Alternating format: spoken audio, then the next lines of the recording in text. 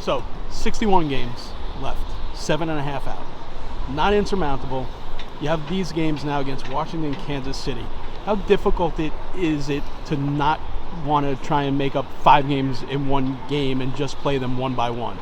As a professional baseball player, that's what you got to do. You got to take care of business day in and day out. You got to focus on what we have today, and that's great.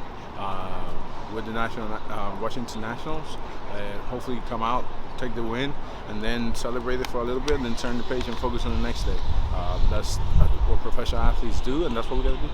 It's interesting you say that's what professional athletes do, and being around the team, I see how much you do. And I don't know if it's over and above. There are guys that do it, but I mean, every day you're the face of the franchise. You're out there, you're talking, signing autographs, taking extra BP. Who was the guy for you that you saw that coming up? That's the role model that you said, all right, that's the way it needs to be done? Yeah, there was a lot of guys, but the main one, the one that impacted my career the most as a teammate was Michael Brantley. Michael Brantley is a true professional. He's extremely consistent, and he taught me a lot.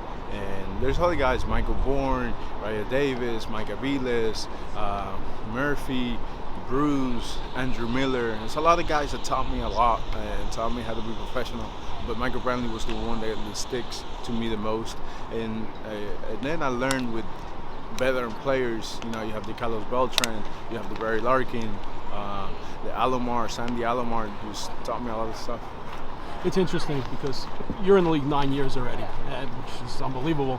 I'm an old guy, all right? I spoke to Dougie Flynn the other day, who came up with the Big Red Machine, and he said that the guys would just look at you, and you knew as a rookie, you don't even speak until spoken to.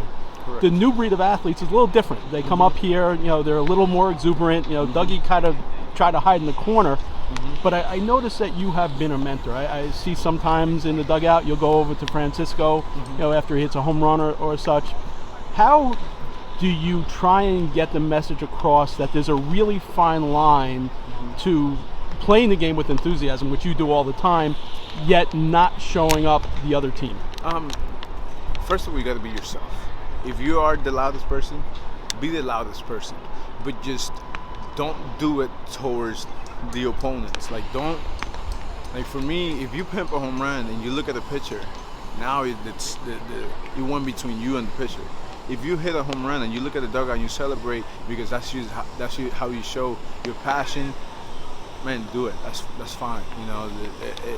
For me, it has always been a professional comes first. Celebrate, be passionate, show it. But just stay true to yourself. I don't want to see when you're good. I don't want to see this, and when you're bad, I want you to stay. If you are a high energy player, just be there the whole entire time. If you're a low energy level player, be there. It's interesting you say that because last year, since you're here, whenever you've been maybe struggling at the bat, you're always the same person in the field. You're always that guy. How is that something that's learned? Is that something that a manager taught you, or is that just who you are? A little bit of everything. That's who I am. I try to be as consistent as I can. My dad always said to me, be consistent in everything you do in life. Also, I learned guys like Michael Brantley, Francona, the guys that just tell me, just don't ride the wave. Just keep swimming.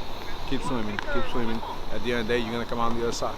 Lastly, I mean, your gloves on social media are a thing. Every day, different gloves. I mean, are you also a little superstitious? So if there's a glove that you make a great play and the team wins, doesn't matter. Not superstitious. The glove don't win. The glove don't win. The bat don't win. My cleats don't win. My jersey don't win. I'm not superstitious.